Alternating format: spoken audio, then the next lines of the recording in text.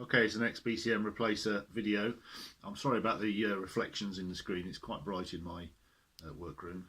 But you get the gist of it here. This is the first main screen. So now everything is double size to make it easy to read, except for diagnostics and system error screens, which you will rarely look at, hopefully. So this is the main BCM display. This is using the analog data from the taps, etc. But there are no tap modules attached to this Bent's version, so you get nothing at the minute. So if I just go on to the next screen, you can just cycle through the screens. This is the BCM tap display. You notice I removed the taps display from the original first screen. So now this is on a separate screen. You can just monitor the taps.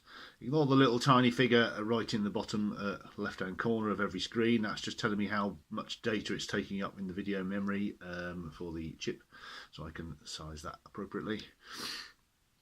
And this is the first of the CAN displays. So again, I'm just keep cycling through these menus. They just go round and round. So this will be the CAN basics display if you have a CAN Orion 2 type system. And then the next screen, once it's completed, will be the it's gone a bit out of focus, but it'll be the CAN cell data. I'll just put my finger in there to make it focus. That'll be the CAN cell data on that screen. There's nothing on there yet. And the next screen. So this is the first of these sort of normal sized, original size small character screens. This is the diagnostics data, so hopefully again you won't look at that particularly, but it's there, screen full of basically what's going on in the background and some extra bits and bobs. And then we have the system's errors, and again hopefully you won't need to look at that necessarily. And in actual practice, where if there is a system error, your main screen, whichever one you happen to be on, will go inverted like that, and also you'll get the audio alarm, and that will indicate to you, obviously visually and audibly, that there's a problem and you need to have a look at it. So you can cycle through the menus until you get to the screen that you want, so you can look at any errors here, and you can see there's loads of errors ticking away, certainly for comms errors, because there's no voltage tap modules attached to this board on the bench. So that's where we are with that. And then I've got a splash screen. It's not very exciting, just tells you that it was me and Bulldog on the forum who've come up with this so far.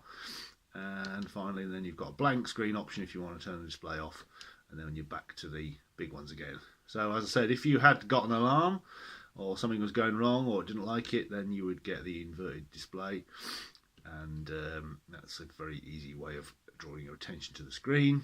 And obviously you have an audible alarm if it's enabled.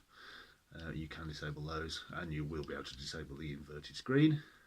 So yeah, so the display is a lot more tidy. I've now added the also added the static pack voltage recalibration mode that we were discussing on the forum, EQ1 and other contributors. So if the voltage is over 167 volts, the pack voltage is over 167, so basically that means 168 and upwards, and the current is less than a certain amount, so a current is less than the normal regen associated positive recal. So if it's, you know, just under an amp or two or whatever, and it sits there statically for 2 minutes with that sort of level going on, it will positively recalibrate, as we were discussing. Yeah, so still lots and lots to do. My next thing is to probably work on screen, this one. Sorry, it's gone out of focus again. Doesn't like focusing when there's just a little bit on the screen. So yeah, this one, this is the scan cell data, so I'm going to set my Orion up to transmit all the cell voltages continuously. So even though I've only got null cell voltages, or will have only null cell voltages, I shall try and get the Orion to, or the BCM Replacer, to receive that data and display it here. So we'll have a big block of lots and lots of cell data on here. I might actually make up a BCM fooler to plug into the Orion, so I can power it with a variable bench power supply, so that I can just fool it into thinking there's, you know, 50 cells attached to it or whatever that might happen to be. I might only just use 10 or something actually initially, because that's all I'll need to just prove the comms is working, and hopefully get the cell data on here as well. So yeah, it's all tickety-boo, and and while all this is going on, of course, the IMA system is chugging around in the background, and no IMA errors, so that's good. So I'll go back to the main. I'll go cycle back through and go back to the main screen. And there we are, back to the main BCM data display using the analog sensors, its own voltage tap monitors, etc. etc. So I've got to do some testing on the car, in the car with this now. Now that this software's reasonably working quite well, then obviously, as I said, work on the CAN cell data display section. That's next.